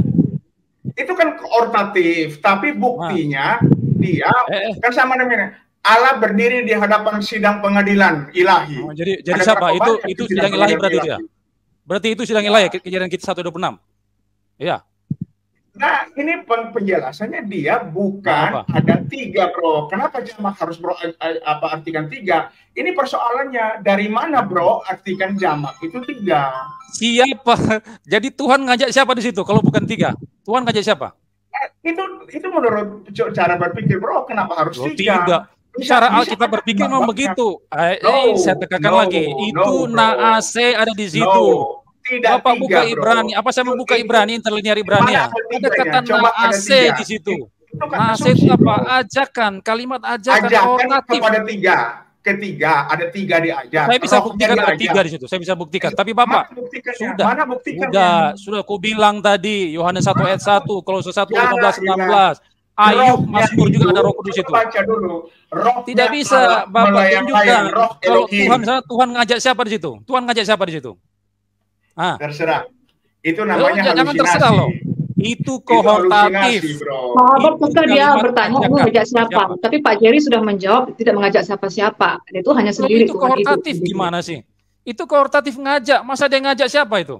Kalau dia tidak ngajak siapa-siapa, tidak boleh ada kata naase. Buang kata naase dalam teks Ibrani. Coba, Pak. Nah, Berarti Pak Jerry jadi sengaja ini membuang naase karena tidak bisa jawab. kontradiksi pertanyaan antara itu. tidak ada yang menemani aku, akulah Tuhan, Tuhan yang menciptakan, Tuhanlah Allah Elohim. Dibuang saja karena dia mengatakan siapa yang menemani aku? Saya mengaku itu kok. Yahweh. Yesaya 44 ayat 4 Yesaya 44 ayat berapa itu? Hanya Tuhan seorang diri mencipta. Saya akui itu bentuk Ya, kalau singular. Tuhan seorang diri, kenapa Semua harus Trinitarian ngomong mengakui bro? singular, tapi kelompok Ya, Pak no. Jerry mengabarkan aspek pluralitas dalam diri Allah. Kejadian 126. Contohnya, Tidak ada pluralitas dalam diri saya Allah. sudah Ada yang berdiskusi mana, bro? dengan begitu Bro, banyak orang, yang- termasuk Unitarian, Allah termasuk yang Muslim, mana yang Islam, maksudkan? Allah termasuk yang mana? Yesus Ini only. Allah yang mana yang Mereka dimaksud di tidak dalam bisa diskusi menjawab Anda? kejadian 126. Tidak akan bisa dijawab Begini. kejadian 126. Nah, dari Pak Jerry tadi mengatakan bahwa Tuhan Yehova di sana singular. Kemudian Pak Albert mengatakan ada pluralitas dalam diri Allah, maka ini Allah yang mana ini? Pluralitasnya ini bagaimana? Sementara dari Ya, Pak Jerry itu Tuhan yang- itu singular. Itu yang saya katakan, Allah yang mana yang pakai term ini? Allah Allah Eloah, Allah Elohim, Allah yang mana? Mulai Elah lagi. Bapak lagi mulai yang menyinggung mana? lagi Allah Eloah, Allah El. Bapak nggak ngerti Ya. Eloah El itu apa itu? Eloah Itu El kan itu apa? terjemahan. Yang bro ucap itu terjemahan, bro. Gimana Bapak bilang Allah Terjemahannya Eloah, Allah El? Indonesianya Allah. Eloah El Elohim itu Allah diterjemahkan sebagai Allah, tapi Iya, berbeda. kan saya bilang Elohim itu begitu. bentuk jamak, Eloah itu bentuk tunggalnya, El itu bentuk tunggal. Yang Bagaimana El mengatakan yang Allah bro El, sebut Allah Eloah? itu siapa? Waduh. Yang Allah itu yang mana? Yang terjemahan dari Stop. mana? Coba dijelaskan klarifikasi Jawab dulu. siapa kata kita itu? Kata kita itu siapa? Jawab aja itu. Sudah dari tadi dijawab. Belum bro. dijawab, Nggak belum usah jawab, kecuali Coba Siapa Allah itu? yang mana yang Kalau- plural? Allah yang mana yang plural? kalau Pak bro- Albert? Pertanyaannya Allah yang Iya, mana iya, yang iya. plural? Gini, kalau Saya bro mau pribadinya yang jawab, paksakan bukan kita Allahnya mesti jawab plural ya. seperti versinya bro, ya sudah Bukan bro jawab Allahnya sendiri plural. saja. Ingat baik-baik ya. Orang-orang Trinitarian tidak mengatakan Allahnya plural. Tidak boleh. Ini berkali-kali saya dengar dari Pak Jerry dengan moderator ya. Bukan. Saya tidak mengatakan Allah plural. Pribadi yang plural. Allahnya singular. Ayat 27 Allah itu yang bara mana itu yang bro singular. pakai, bro? Karena satu Allah. terjemahan Tapi lain, 26 itu Allah ada yang 3 mana? pribadi. Ini yang bro tidak jujur. Allah yang Jangan mana dulu lari. diterjemahkan Siapa lain yang itu kata dari kita di mana? situ siapa? Kata Nah, kita kalau itu dari siapa? Pak Albert begini Pak Jerry, kalau dari Pak Albert itu bukan mengatakan bahwa Allahnya yang plural, tetapi pribadinya yang plural. Makanya dalam perspektif Pak Albert ini pribadi ini bagaimana begitu? Coba jawab itu. Kan tadi kita sudah kasih contoh. Belum. Albert pribadi satu.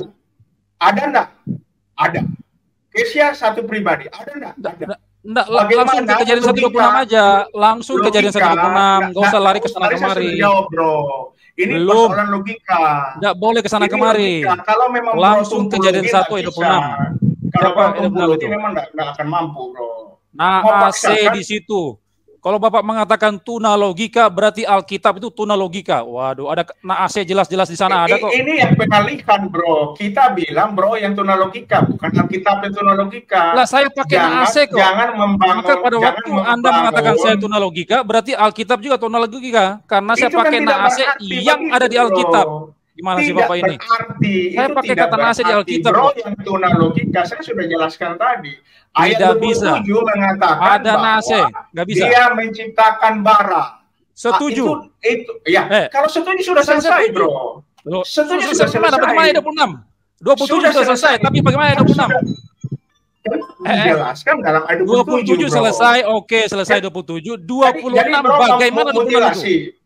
Nggak ada yang mutilasi, justru Anda yang memutilasi. Karena Anda memutilasi ayat 26, Anda memutilasi naase di sana, cuma mengambil kata bara. Cuma Itu mengambil rentetan bara yang cerita, singular di ayat bro. 27. Tapi bagaimana Itu cerita, kita ayat 26? Itu Anda yang narasi. mutilasi, Kalau bukan saya narasi, mutilasi. Kalau narasi itu berarti satu seri cerita. Jadi jangan dipotong Ayatul Anam lalu mau mengkekeh di Ayatul Anam. Itu tidak bernarasi. Itu bro lagi potong narasinya. Loh, saya nggak pernah potong-potong. Anda yang potong itu kok. Cuma setuju ayat 27 tapi membuang 26. Bagaimana sih? Benar, Bapak. Kita mengatakan saya terima dua-duanya. Anda cuma menerima satu aja yang 26 itu. Itu yang bro punya versi kita bilang 27 menjelaskan 26. Nah, gimana? Ya, kalau dari Pak Jerry itu begini ya, jangan cuma berhenti di Kejadian 1 ayat 26, tapi itu harus dilihat juga selanjutnya supaya tahu itu jawabannya. Tapi dari Pak Albert sendiri, dia tetap mau berdiri di Kejadian 1 ayat 26 itu, begitu. Iya, karena ada kata bentuk jamak di situ. Gimana sih naase kok dibuang itu gimana? Bapak ini gimana sih? Naase itu kohortatif. Siapa itu? Yang ngajak itu siapa? Yang diajak siapa? Nah, begini saya jelaskan. Ikut saja siapa yang diajak, ada 3. Di mana di situ ada 3? Buktikan ada 3 di situ. Jadi kalau dari Pak Jerry ini, saya sudah jawab tadi, bro. Kita nggak minta yang lain. Di situ Ayatul Anam itu di mana ada 3-nya? Di mana ada 3-nya? 3, makanya itu scripture, interpret scripture. Anda kan sering mengatakan Alkitab menafsirkan Alkitab. Jamak. Yang jelas itu dalam teks. Kalau kita mau soroti secara strict, itu jamak. Maka Tritunggal benar. Walaupun saya tidak bisa membuktikan ada 3 di situ. Kalau tidak bisa buktikan, kenapa ngotot? Kalau tidak bisa buktikan, ngotot. Semua orang memang tidak bisa membuktikan menurut Kejadian 1:6. Tapi di situ jamak. Nah, jamak yang mana itu tidak bisa dibuktikan oleh kelompok Pak Jerry. Wanas tidak bisa membuktikan itu. Jamak di situ jelas. Sekarang di mana 3-nya? Di mana 3-nya? Kata kerja koortatif di mana 3-nya? Di mana 3-nya? Di mana jamaknya? Saya tanya di mana jamaknya? Di mana 3-nya? Di mana jamaknya? Jadi begini, biar saya berikan sedikit garisnya. Jadi begini, dari Pak Jerry mengatakan begini ya, kan ini Pak Albert nanya nih, itu kan kalimat koortatif, kalimat ajakan. Pak Jerry itu berangkat dari ketunggalan Tuhan yang menyatakan bahwa tidak mengajak siapa-siapa, ya Tuhan itu mengajak berbicara kepada dirinya sendiri. Nah ini dari Pak Jerry, karena dia mengangkat dari ketunggalannya, singularnya, dan Bara juga singular. Nah tetapi Pak Albert ini tetap dalam pendapatnya ingin bertanya, di sana itu ada kejamakan, karena itu ada ajakan, berarti harus ada yang satu mengajak yang satu, artinya itu adalah kejamakan, begitu kan. Nah jadi memang ini sudah berangkat dari 2 titik yang berbeda.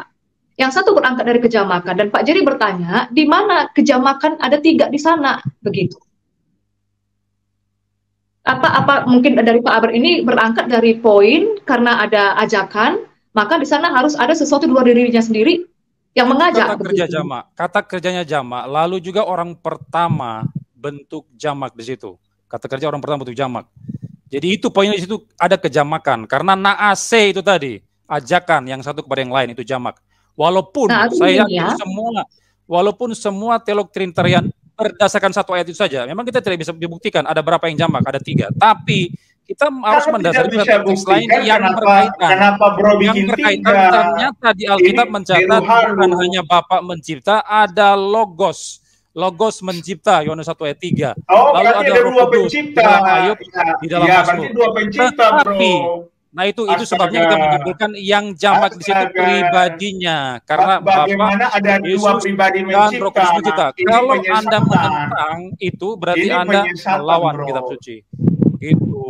Itu jadi yang poinnya di naase. Janganlah saya gunakan naase bahasa Alkitab. Anda lari ke sana kemari gimana ini? Waduh. 3-nya di mana? Jamak 3-nya di mana? Ini sudah nggak nyambung ini. 3-nya di mana? Justru jamaknya di mana? Jawab itu jamaknya di mana? Itu jamak kok. Ini bilang Allah bicara sama dirinya sendiri. Kalau diskusi tunalogika. Allah nggak bisa bicara pada dirinya sendiri. Gimana sih? 3 di mana? Itu jamak kok. Apa yang tidak bisa bicara kepada dirinya sendiri? Itu jamak itu gimana sih? Itu jamak. Apa yang jamak di situ? Kalau cuma diri sendiri berarti bukan jamak. Harusnya menggunakan kata bentuk tunggal aku mencipta. Kalau dalam Yunani ego, Kan aku, memang aku mencipta. memang. Tetapi itu jamak Penjelasannya ada karena di dia tadi kata Yesaya tadi. benda Itu aku apa mencipta. kata Siapa ganti bagaimana orang aku? bentuk jamak, maka lain memberikan kata kita, let us, kita. Lalu Kenapa kata tadi berarti kata yang ganti orang Yesaya bentuk itu jamak? disangkal. Kalau itu Yesaya tunggal, disangkal. dia tidak boleh pakai kata kita, Pak Jerry. Dia pakai kata aku.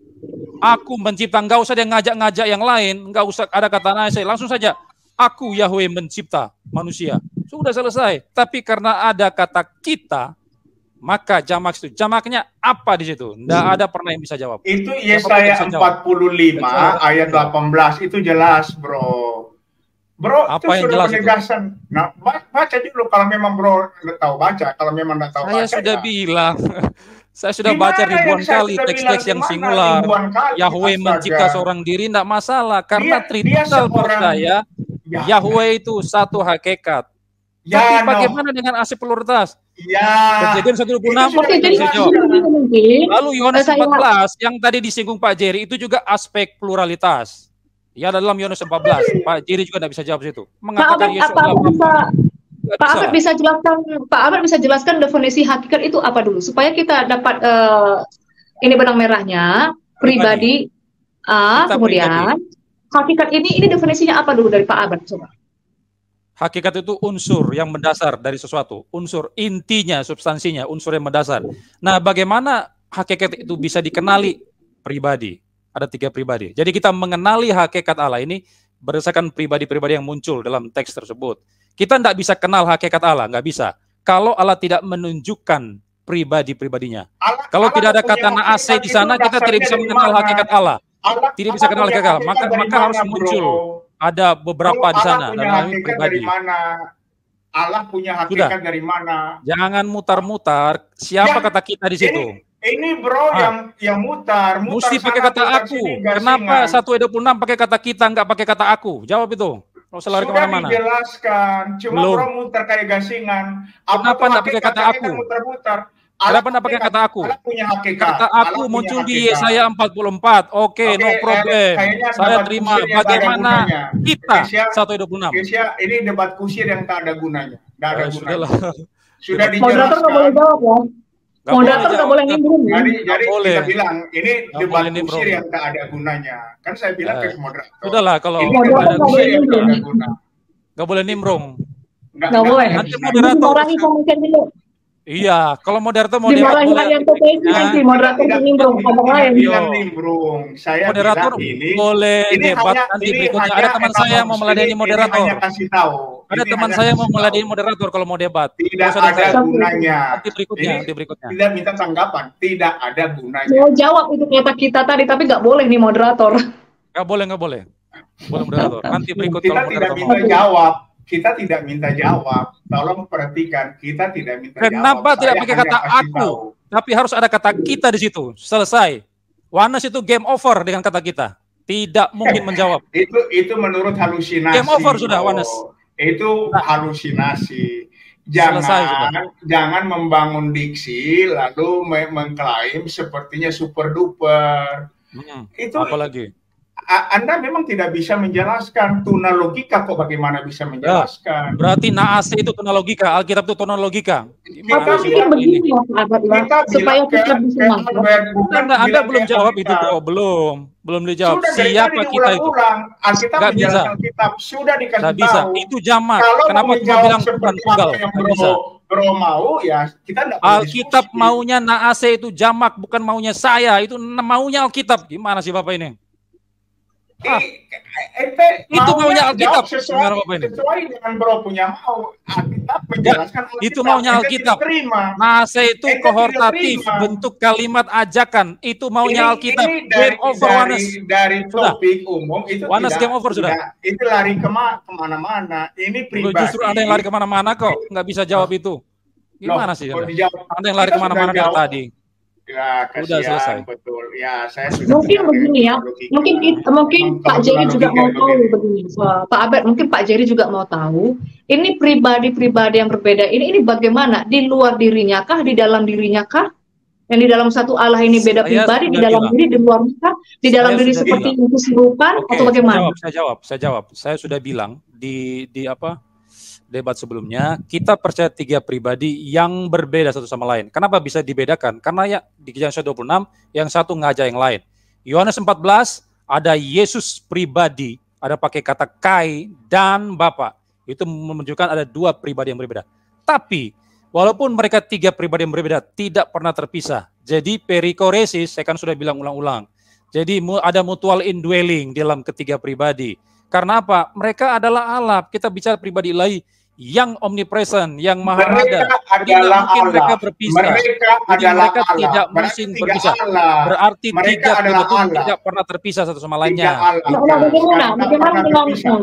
Bagaimana tuntutan dari Allah itu kan paling mereka? Bagaimana 3 Kalau itu? tidak terpisah berarti waktu Yesus disalibkan, Bapa juga disalibkan karena tidak terpisah. Bapa tetap ada di salib, Roh Kudus ada di salib, tidak pernah terpisah. Tetapi secara faktual dialami oleh anak Allah. Tidak bisa. Ini bukan Trinitas. Jangan lari dulu ke sana. Kembali ke Yohanes 16. Pak percaya yang disalib Bapak ikut tersalib.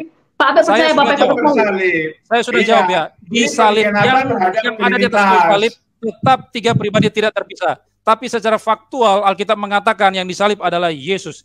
Tapi tidak pernah terpisah yang lain. Kenapa? Anak Allah itu yang jadi manusia. Yohanes 1 ayat 14. Kemudian yang disalib itu adalah Yesus. Pribadi Yesus. Di dalam natur kemanusiaannya. Jadi yang tersalib terserah. Terserah mau ketawa atau apa. Jelas yang disalib adalah pribadi Yesus di dalam natur manusianya. Tapi tidak ada keterpisahan dalam 3 pribadi. Tidak ada.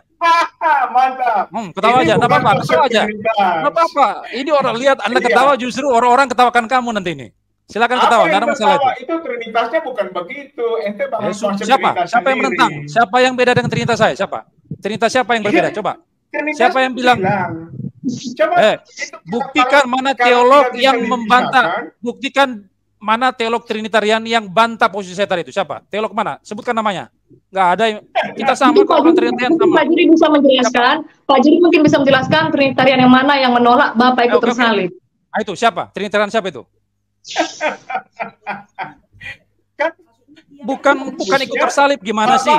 Yang tersalib itu adalah pribadi anak dalam natur manusianya karena Sarx Egeneto yang menjadi anak Allah itu yang disalib itu adalah Yesus. Tapi ketiga pribadi tidak pernah berpisah di sana. Tetap karya penyelamatan dilakukan oleh 3 pribadi. Karya keselamatan seluruh karya Allah di dalam ex intra dalam ex itu dikerjakan oleh seluruh pribadi-pribadi Allah. Oke, jangan lari ke situ. Bagaimana ke 126? Jawab itu. Lari-lari ke sana kemari gimana sih?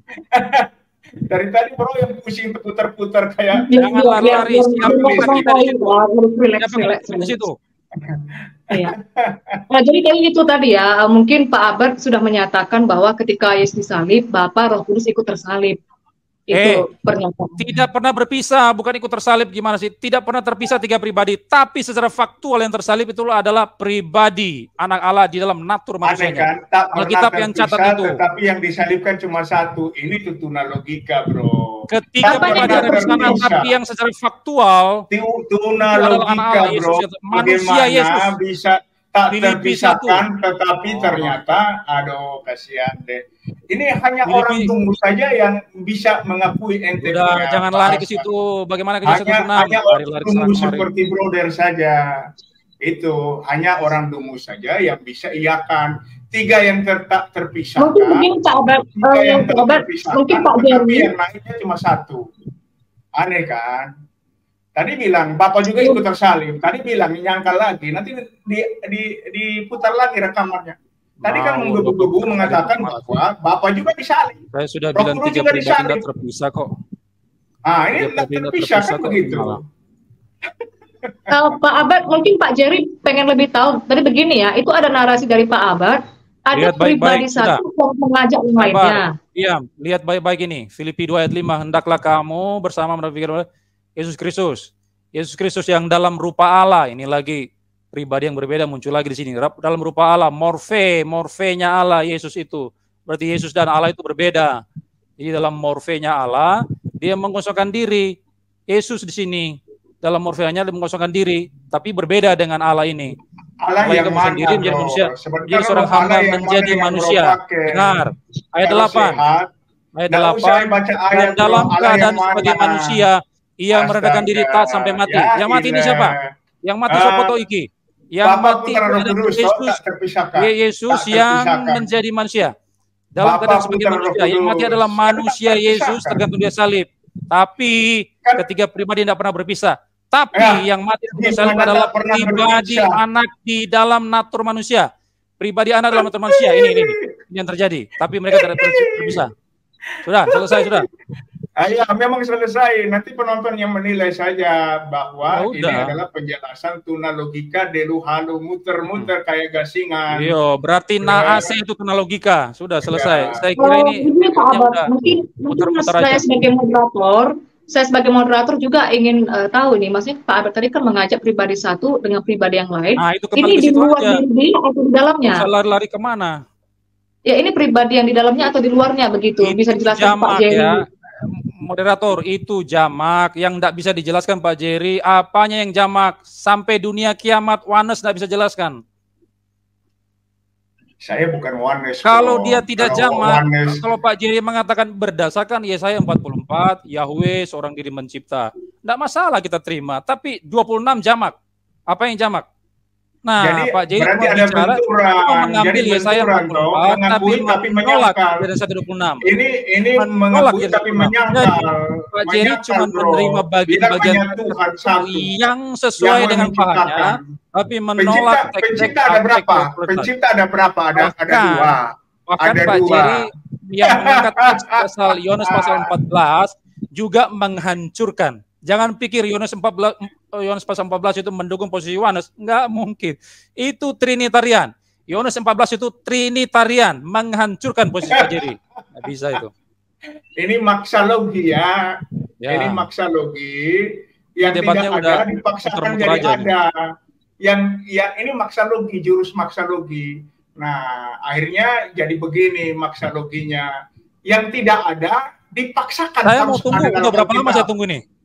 Kita sudah debat satu jam 36 menit. Punya waktu. Kita tidak pernah dijawab Pak Jerry. Siapa kita? Itu jamak, itu kooperatif, itu kooperatif, itu kita. Sopo iki. Orang Jawa bilang sopo iki, kata kita itu. Kalau orang Manado, mungkin Pak Jerry tidak mengerti bahasa Indonesia. Saya pakai bahasa Manado Jo, karena Pak Jerry tinggal di Manado. Sapa itu kata kita dalam Kejadian 126. Sapa dia itu. Sudah dijawab 27. Ayat 27 sudah jawab. 27 tidak masalah. Saya terima 27. Bagaimana 26? Ya, sudah selesai, Bro. Sudah selesai. Bagaimana 26? Belum selesai. Ayat 27 selesai. Terima kasih. 27 selesai. Terima kasih. Bagaimana 26? 26 belum selesai. Belum terima kasih. 26 belum selesai. Belum terima kasih. 27 selesai. Terima kasih. Oke.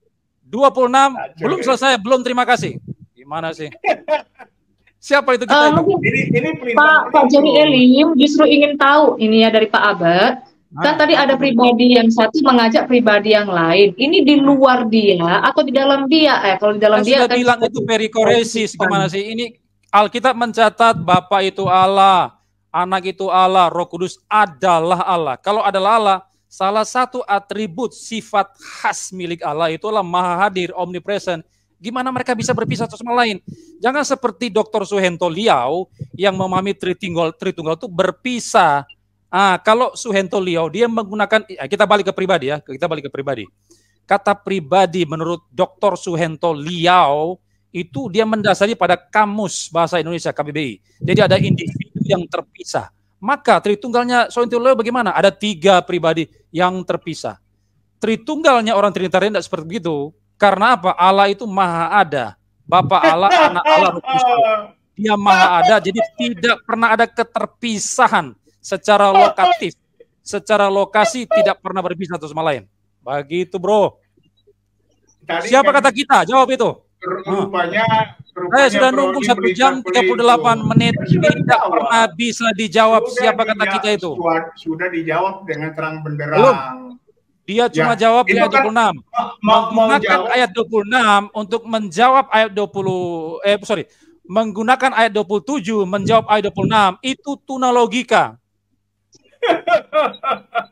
Berarti Bagaimana Alkitab ceritanya Anda mengatakan menggunakan tunalogika. aspek singular di dalam ayat Oh, 26 untuk menjawab begitu. aspek yang Berarti plural di ayat bro 27? mengatakan Itu Alkitab itu tunalogika tunalogika namanya ya. itu. Oh, Kalau mau jawab khusus berarti di poin Alkitab ayat yang tunalogika. 27. Alkitab Siapa kita? tunalogika ya. Nggak bisa. Alkitab tunalogika ya. Game over sudah, Alkitab, Wanes. Nggak bisa jawab itu. Alkitab Jadi tunalogika kalau ya. yang saya tangkap sebagai moderator, penengah begini ya, yang saya tangkap ya, Pak Jerry Elim ini menekankan di Tuhan itu singular, baranya itu singular.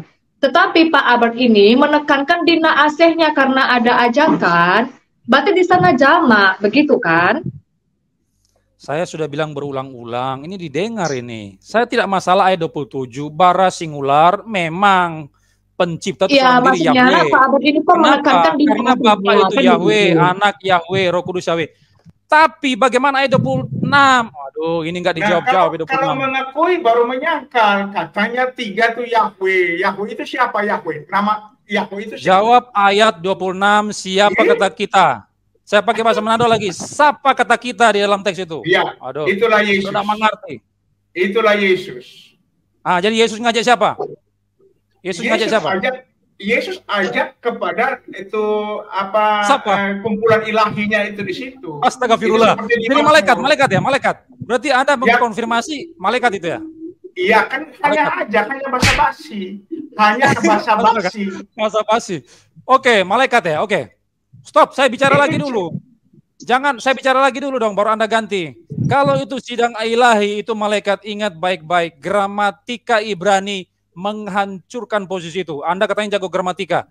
Naase, ingat ya, kata naase itu tidak pernah ketika ada satu yang mengajak yang lain, itu tidak pernah tidak dilakukan. Ketika kata naase muncul di sepanjang perjanjian lama, maka ketika dia mengajak yang lain itu pasti manut. Pasti. Sebentar. Tiganya dari mana, bro? Tiganya dari mana? Ente mau membangun diksi yang tidak logis. Jadi pada kata naase, jadi pada saat yang satu ngajak yang lain, maka yang diajak itu selalu dan pasti melakukan sesuai dengan ajakannya itu. Di dalam seluruh kemunculan kata naase, yang satu ketika mengajak yang lain, pasti dikerjakan. Pasti ada itu. Sebentar, pasti ada itu. Jadi, kalau Pak Jerry mengatakan naase itu adalah sidang ilahi malaikat, maka malaikat ikut mencipta. Dan itu ngawur pol, itu namanya tunalogika. Malaikat tidak pernah menjadikan manusia.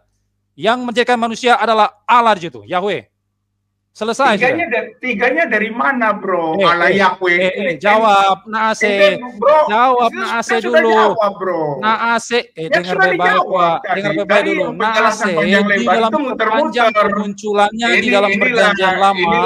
Ketika naase muncul, maka ya ketika dia mengajak yang lain itu pasti melakukan apa yang. Tiganya di mana? Tiganya dari mana? Tiganya dari mana, bro? Membangun narasi. Contoh ya. Jadi siapa yang bos di situ? Yang bos siapa yang ajak? Yang ajak siapa? Yang bos Pak Jerry, Pak Jerry. Ya, yang bosnya siapa? Siapa yang ajak? Moderatornya apa, Pak Abed? Apa itu? Moderatornya apa? Kalau bosnya Pak Jerry. Moderatornya apa? Sabar. Ajak. Siapa yang ajak? Ini yang perlu dijelaskan. Siapa yang ajak siapa? Keluaran 19:8. Keluaran 19:8 ya. Bro, diam dulu. Seluruh diam dulu. Stop. Seluruh bangsa itu menjawab sesuatu. Stop dulu ya. Seluruh bangsa itu menjawab bersama-sama, segala yang difirmankan Tuhan akan kami lakukan. Oke? Akan kami lakukan ini naase. Akan kami lakukan naase. Diam dulu, bro. Bro ini tidak mengerti bahasa Indonesia. Diam dulu. Akan kami lakukan. Diam.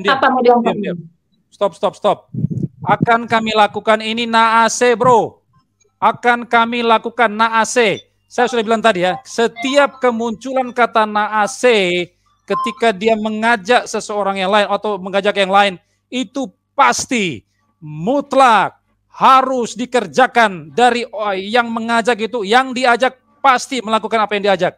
Naase muncul di 19 ayat 8 ini, akan kami lakukan naase, dan terbukti di sini semua bangsa itu, seluruh bangsa itu melakukan segala yang difirmankan Tuhan. Segala yang difirmankan Tuhan akan kami lakukan. Jadi semua bangsa, tidak ada tanpa terkecuali, teks mengatakan mereka melakukan seluruh firman Tuhan. Itulah naase. Ini cuma satu contoh. Ada banyak, pokoknya seluruh kata naase dalam Perjanjian Lama pasti yang diajak pasti melakukan apa yang diajak. Nah, kesimpulannya, kalau Pak Jerry mengatakan naase dalam Kejadian 1:26 itu merujuk kepada sidang ilahi, kepada malaikat, aduh kasihan betul. Malaikat harus ikut menjadikan manusia. Naase muncul itu dari mana? Marilah kita menjadikan manusia. Yang satu ngajak yang lain, berarti malaikat ikut terlibat dalam penciptaan, dan itu game over, selesai sudah. Malaikat itu makhluk ciptaan, tidak dicipta. Malaikat itu makhluk ciptaan, bukan pencipta. Selesai.